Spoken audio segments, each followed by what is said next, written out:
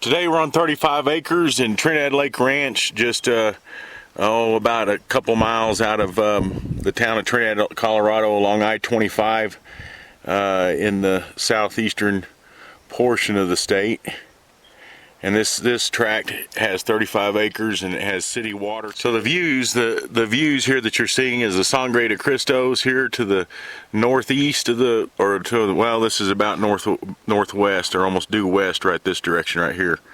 So it's a little bit northwest here, and north is this direction.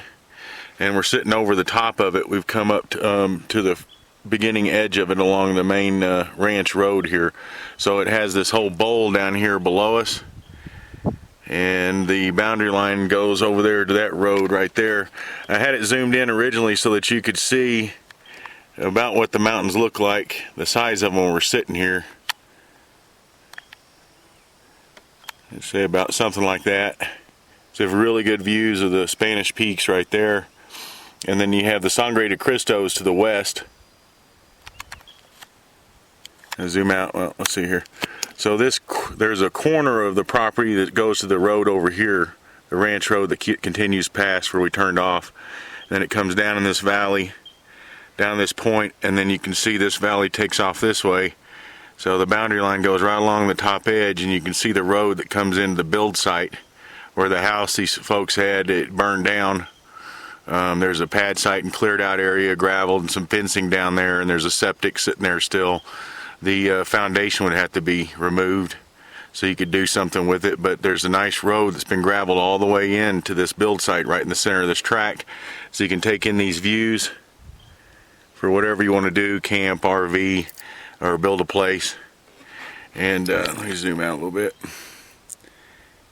So like I say, the boundary line goes along here and then goes out of sight, and we're on the road, the main road at the top here.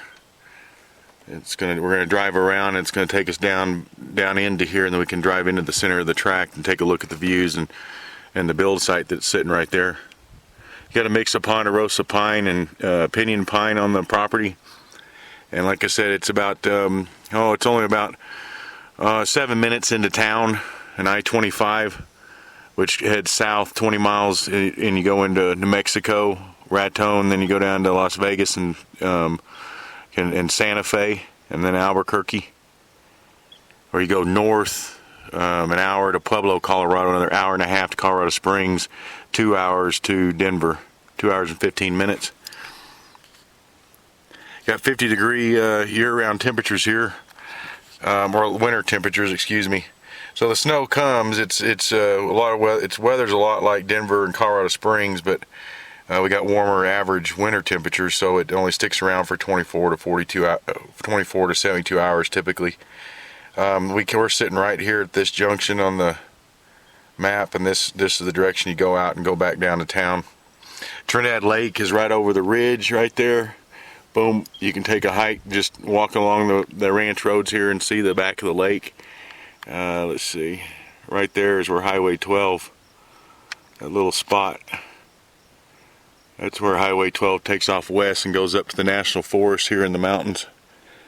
You got National Forest up here and wilderness area over here in the Spanish Peaks, and this is Crachara Pass here that drops over into La Vida, which connects back up with Highway 160. You can take a right and come back to Walsenburg along I-25, or you could take a left and head over to Durango, Pagosa Springs, places like that.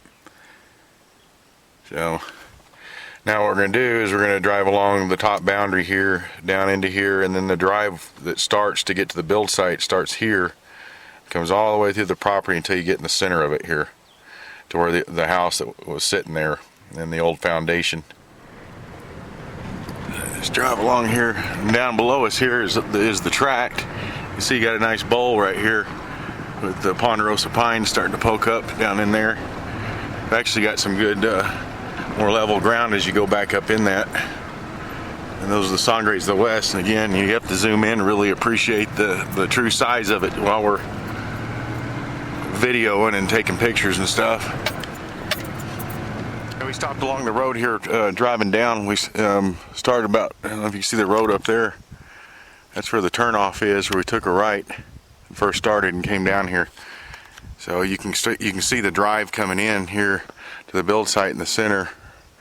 And then you see the city water tap, the hookup here, it's already paid for. Okay, we're still driving down that road, going down to the driveway, and you can see that the one place that you have to come off of the road a little bit to see over where the build site, campsite, RV site, whatever you want to use it for. And there's a little shed down there as well. I forgot about that.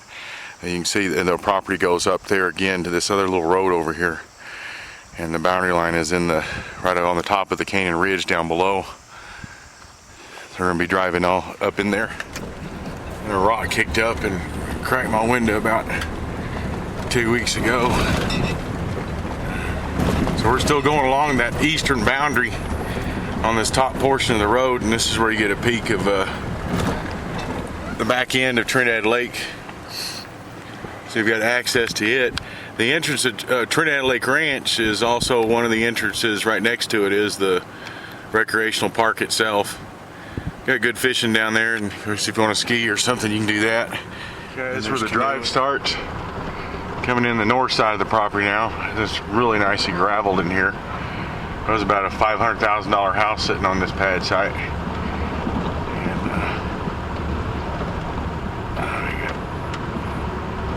And got a really nice graveled little road here. It actually feels better than the ranch road itself. Smaller gravel on it.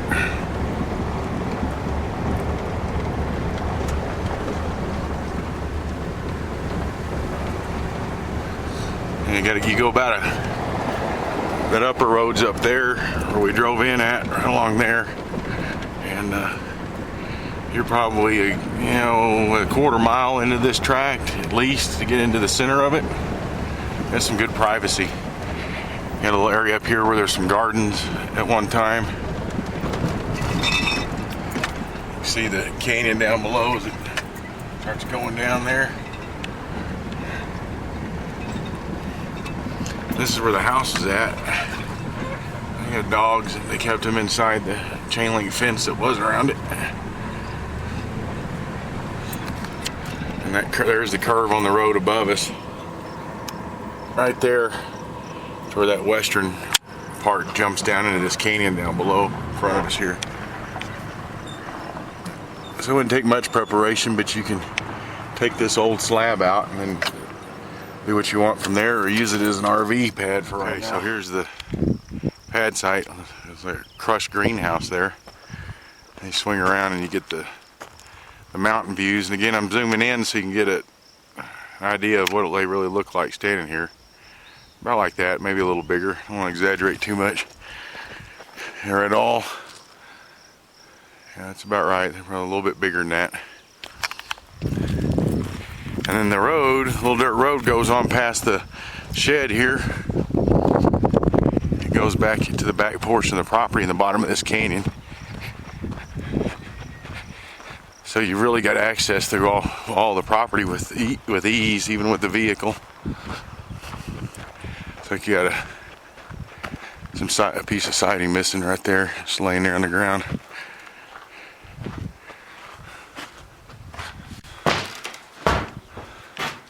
Pretty good shape. It needs new siding going all the way around. That's not too bad. Roof looks good. You can store your four-wheeler in here or something like that while you're not here, if you're just going to use it for vacation purposes. And this just takes off and keeps on going down through to the center of the property there, that you can see on the aerial that I pointed out in the beginning.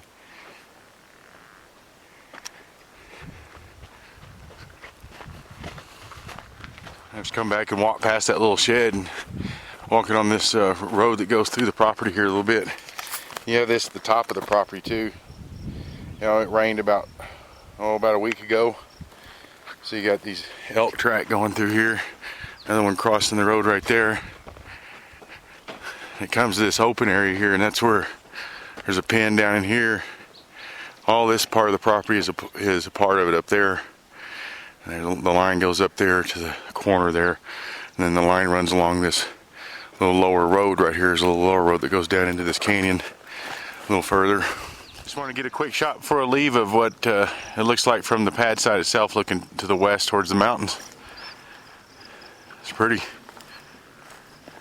You got water and power and septic to this site. Like I said, you have to redo something with the foundation, but you've got about $15,000 worth of expenses there with the water tap, installation of septic, and power being pulled. 15, or a little more than that, $15,000 to $20,000.